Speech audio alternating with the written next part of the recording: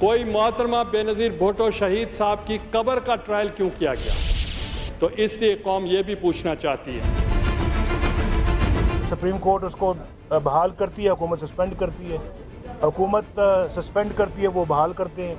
जो 22 के प्रमोशंस हुई हैं उन पे जो मेरे ऊपर पाबंदी जो उन्होंने रेकमेंड की है, मैंने जो अपने ऊपर लगाई है, एक भी ऐसी प्रमोशन मैंने नहीं की जिसके लिए मुझे शर्मिंदा होना पड़े। सुप्रीम कोर्ट जो हुक्म जारी करती है उस पे अमल दानिस्ता तौर पर जानबूझकर नहीं किया जाता। जस्टिस जावेद इकबाल ने खुद प्रेस कॉन्फ्रेंस में कहा है कि हुकूमत ने तमाम फैसलों पर अमल दरामद किया है। जुडिशरी और पार्लियामेंट का क्लैश नहीं हो सकता। दिल से आज तक कभी तस्लीम ही नहीं किया इस जुडिशरी को, और ये तो समझते थे कि वो पुरानी पीसीओ कोर्ट रहती और इनके अपना जो है वो उन करप्शन के मामलात का नोटिस ना लेती और मामला हुकूमत की मर्जी के मुताबिक चलता रहता। I will protect constitution, I will protect judiciary, but जो टर्न कोर्ट्स के ज़रिए हुकूमत करेंगे और कर रहे हैं वो हम नहीं चलने देंगे। आप खुद अपने ही सिस्टम को बुरा भला कहते रहेंगे और आप एक्सपेक्ट करते रहेंगे कोई मिरेकल होगा, तो मिरेकल नहीं होगा, क्योंकि मिरेकल्स ख़त्म हो गए हैं।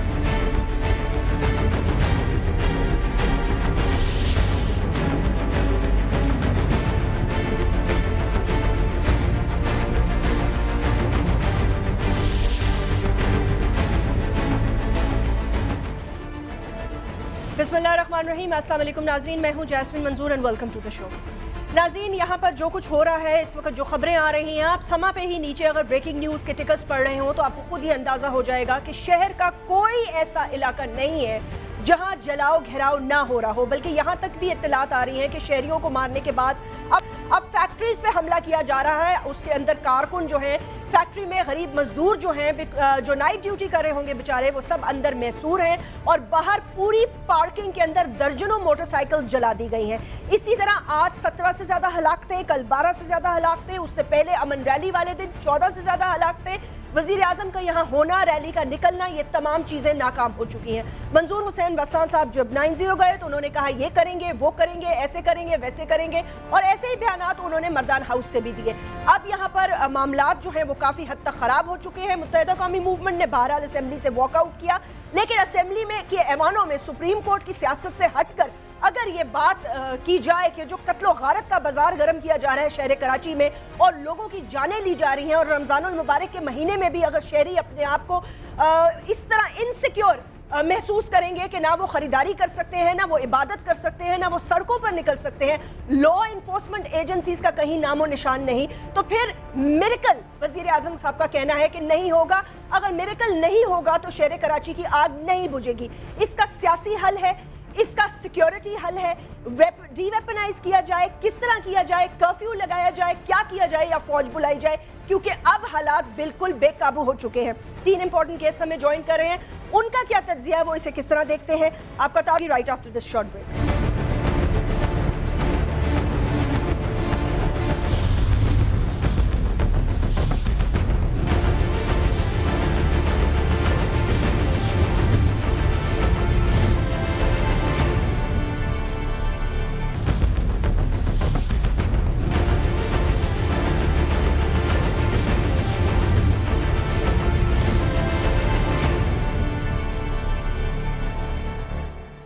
वेलकम बैक नाजरीन, आइए मैं अपने गेस्ट से आपका तारुफ करा देती हूँ। गुफ्तगू का आगाज़ करते हैं। असेंबली का सेशन भी जारी है। आपने वज़ीर आज़म की गुफ्तगू भी सुनी और आपने वज़ीर आज़म के सवालात भी सुने, लेकिन सबसे बड़ी जो इंपॉर्टेंट बात है वो शहर कराची का अमन है। जब तक ये बहाल नहीं होगा मुल्क का पहिया जाम रहेगा। हमारे साथ रज़ा हारून साहब तशरीफ़ रखते हैं।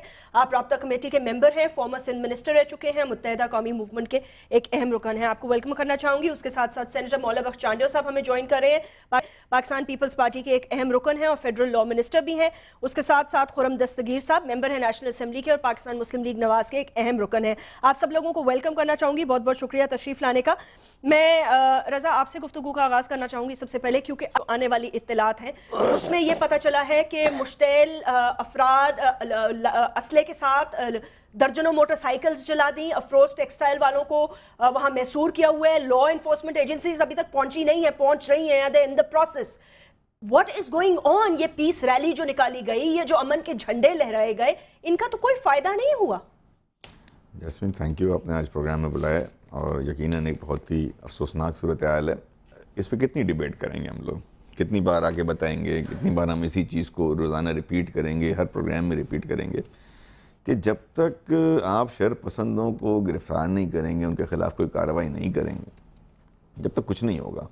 آج کوئی شر پسند نہیں تھے, یہ نون لوگ ہیں, یہ ٹیررسٹ لوگ ہیں, یہ فیسز کوئی باندھ کے تو نہیں آ رہے, کوئی فیسز چھپائے ہوئے تو نہیں ہیں انہوں نے, کوئی ڈھاٹے باندھ کے تو نہیں ہے اٹیک ہو رہا, کوئی ہم 1960 میں تو نہیں رہ رہے.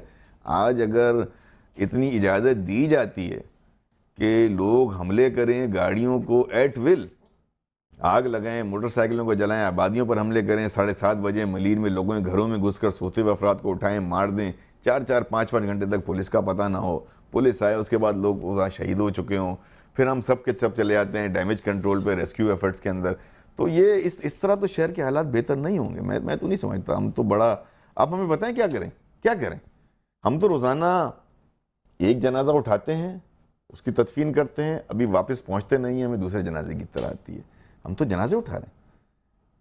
مجھے یہ بتائیں, منظور حسین وساں صاحب جو آئے تھے, یہ کیا کہہ رہے تھے آج؟ ان کا کیا کہنا تھا؟ مطلب دیکھیں وہ جو میڈیا سے انہوں نے گفتگو کی وہ نہیں, مطلب کیا چاہتے کیا ہیں یہ؟ دیکھیں میں بڑا فرینک گفتگو کرنے کا عادی ہوں, اور منظور وسان صاحب ضرور آئے, انہوں نے بڑی نیک نیتی سے 90 کا نہ صرف وزٹ کیا بلکہ جب سے انہوں نے چارج سنبھالا ہے وہ رابطے میں ہیں, وہ ہماری بات سنتے ہیں, وہ ہماری بات سننے کے بعد ہمیں رسپونڈ کرتے ہیں, ہماری کال جاتی ہے, ان کی کال بیک آتی ہے, وہ اپنی کوششیں کرتے نظر آ رہے ہیں. لیکن جو عناصر ان تمام چیزوں کے پیچھے ہیں وہ بے نقاب ہیں, لوگ ان کو جانتے ہیں. جب تک ان کی سرپرستی رہے گی بیہائنڈ دا سین وہی لوگ کھیلتے رہیں گے.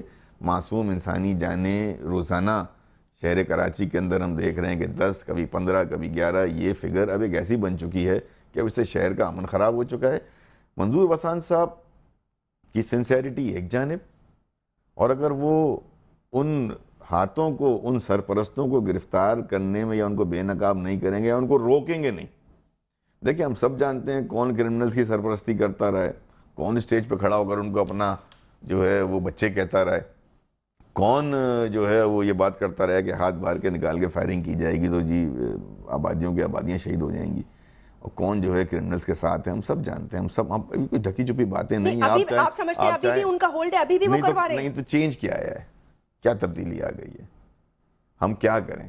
ہم تو اب یہ سوال لوگوں سے پوچھ رہے ہیں کہ ہم کیا کریں. ہم نے اپنی حد المقدور کوشش کی ہے, کس کو ہم نے نہیں بتایا. آج فیکٹری میں آگ لگی, آج فیکٹری میں حملہ ہوا, ہم تمام اداروں سے باتیں کر رہے ہیں, پولیس سے بات کر رہے ہیں, قانون نافذ کر رہے ہیں, ہوم منسٹر کو فون کر رہے ہیں. وہ خود کیوں نہیں پہنچتے؟ یہ سوال نہیں ہے, یہ ہمارا سوال ہے. قصبہ کالونی میں قصبہ کالونی میں 4 روز تک اور 5ویں دن تک خون کی ہولی کھیلی جاتی رہی, اور ہمیں یہ کہا جاتا رہا کہ اس کو پولیس کنٹرول کر رہی ہے, فلاں کنٹرول کر رہی ہے, ڈھمکا کنٹرول کر رہی ہے. آپ کا میڈیا وہاں گیا, میڈیا نے اس کو ایکسپوز کیا. آج میڈیا کے ایکسپوز ہونے کے بعد 5ویں دن رینجرز گئی, اور رینجرز کے ہم شکر گزار ہیں, within hours they restored peace. تو اگر ول ہو, صرف اس بات پہ اینڈ کروں, اگر ول ہو, اگر ہم کرنا چاہیں تو ہم آدھے پونے گھنٹے, 2 گھنٹے, 3 گھنٹے میں قصبہ علی گڑھ کے اندر جو ہے ریٹ اسٹیبلش کر کے کر سکتے ہیں. تو یہ پھر 4 دن تک اجازت کیوں دی جاتی ہے؟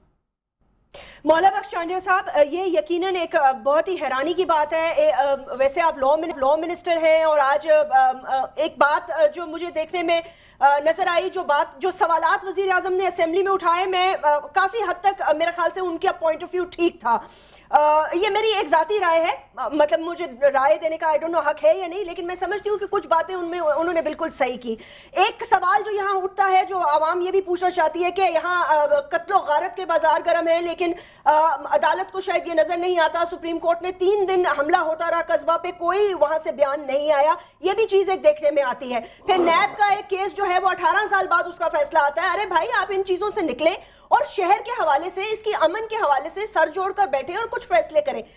وزیر اعظم کراچی میں تھے تو بھی لاشیں گرتی رہیں. سر آپ خود اس علاقے سے تعلق رکھتے ہیں, آپ کا کیا تاثر ہے اس بارے میں؟ میں ہارون بھائی کی بھی گفتگو سن رہا ہوں, آپ کا بھی. میں بھی سندھ کا ہی باشندہ ہوں, بیٹا ہوں. ہمارے سب آنکھیں اشکبار ہیں اور ہم سب, ہمارے روح بے چین ہیں کراچی کی صورتحال کی وجہ سے. کراچی پاکستان کی دل ہے, یہ ٹھیک ہے. کراچی کو جو پاکستان کا امن خراب کرنا چاہتے ہیں, جو پاکستان کی معاشی صورتحال کو خراب کرنا چاہتے ہیں, جو پاکستان میں جمہوریت کو ناکام بنانا چاہتے ہیں, وہ کراچی کو ہی ٹارگٹ بنائے ہوئے ہیں. یہ درست ہے, لیکن سندھ کے باشندے کی حیثیت میں میرا دکھ اور بھی بڑھ جاتا ہے جب اپنے ہی صوبے کے ایک شہر کو اس انداز سے دیکھتا ہوں.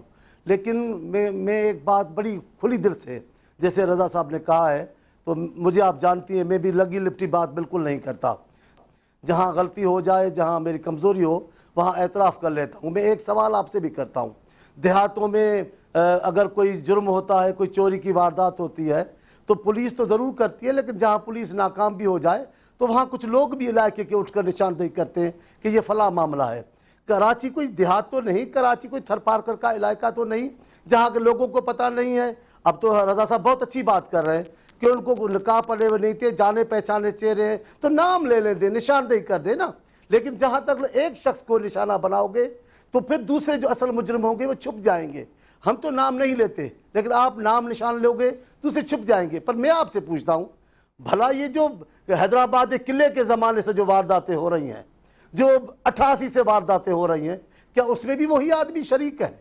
تب بھی وہی قتل و غارت گری کر رہا تھا. ایسے نہ کریں, ان سے غلطیاں ہو سکتی ہیں, ان کو کسی بیان سے ہو سکتی ہے, لیکن ساری ذمہ داری ایک پہ ڈال کر آپ باقیوں کو بری کر رہے ہیں, ان دوسروں کو موقع دے رہے ہیں کہ وہ صورتحال خراب کریں. میں کہتا ہوں یہ حکومت کی اولین ذمہ داری ہے. کون سے دوسرے سر؟ چانڈیو صاحب کون سے دوسرے کون سے؟ میرے خیال میں آپ, میں سمجھا نہیں آپ نے کیوں یہ بات کری. میں تو جنرل گفتگو کر رہا تھا, اور میں تو اگر آپ کو بتاؤں میں نے کسی کی طرف اشارہ بھی نہیں کیا تھا. یہ تو اگر آدمی گلٹی نہ فیل کرے تو ایسی بات نہ کرے. نہیں, میں نے کسی کا نام نہیں لیا تھا, آپ نے ریفر کر دیا. میں نے نام نہیں لیا. میں تو آپ کو بتا سکتا ہوں کہ حیدرآباد کے اندر سانے میں کون ملوث کیس کس پہ بنا. چانڈیو صاحب آپ بہت محترم. جی میں بالکل خرم صاحب آپ کی طرف آئی ہوں. جی آپ میرے بھائی. میں نے تو بڑی احتیاط سے گفتگو کی ہے, میں نے جان بوجھ کے نام نہیں لیا.